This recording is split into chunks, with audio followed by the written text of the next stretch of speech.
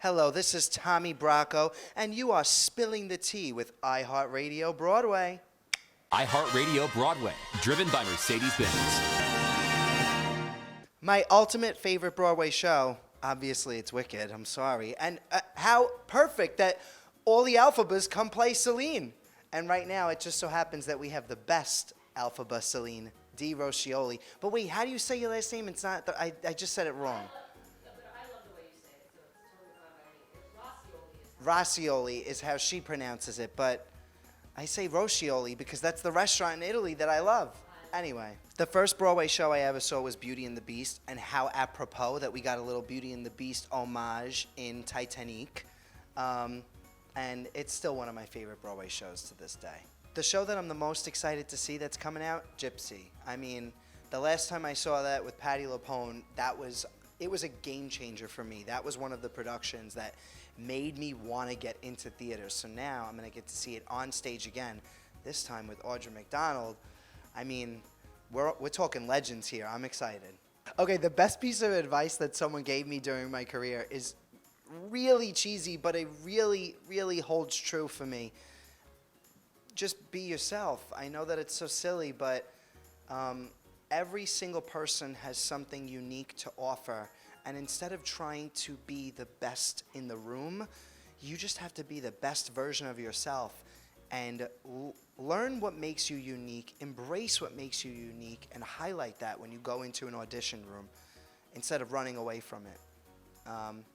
Be yourself. Who in the cast makes me break the most on stage? Oh my God. It's really anyone who's playing Ruth, because I'm really easy to get, honestly, but at the moment, it's Nathan Lee Graham. Nathan Lee Graham gets me every single night, and every single day I get a note on that performance the night before, how I broke, and I can't help it. I break every single night. Not on purpose. What song would I lip sync for my life to? Anything Lady Gaga, because I already know all of the words. The craziest mishap that I've ever seen on stage was during Newsies. Seize the Day, big dance number at the end of Act 1. And Jess LaPrada was doing the newspaper turns on one of the performances.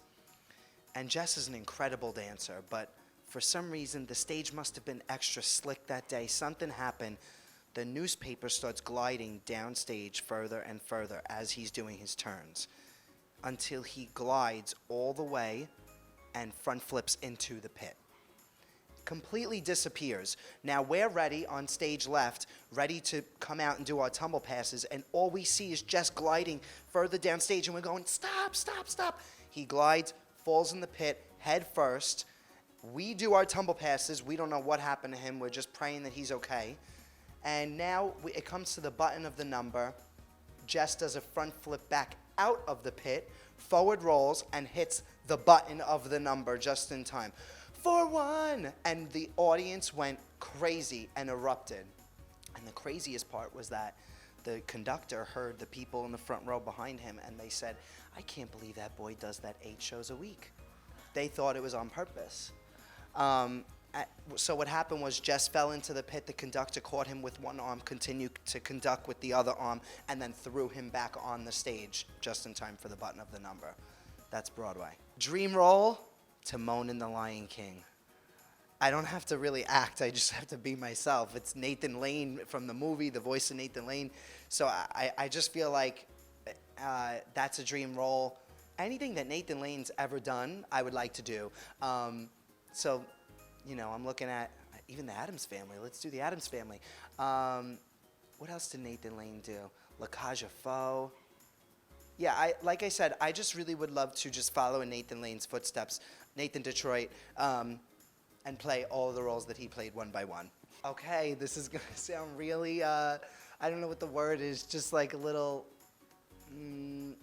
my favorite cast album to listen to, Guilty as Charged, is Pretty Woman the Musical. Yes, I was in the show, and yes, that might be a little obnoxious, but I'm so sorry, I don't care. The music is so good, and I did the show for a year, but I never got tired of it, and still to this day, when I'm in the mood for a good, get me amped, pumped up album, it's Pretty Woman the Musical.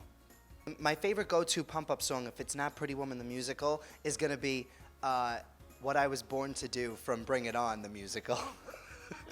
I just love the movies turned into musicals, I guess. But I'm telling you, that something about that song, especially like when I'm on the way to an audition, when I get out of that 34th Street train station and I'm walking to Ripley Greer, I, without fail, every single time put on What I Was Born to Do, and I walk into Ripley Greer feeling like $1,000,000. That's what that song does for me.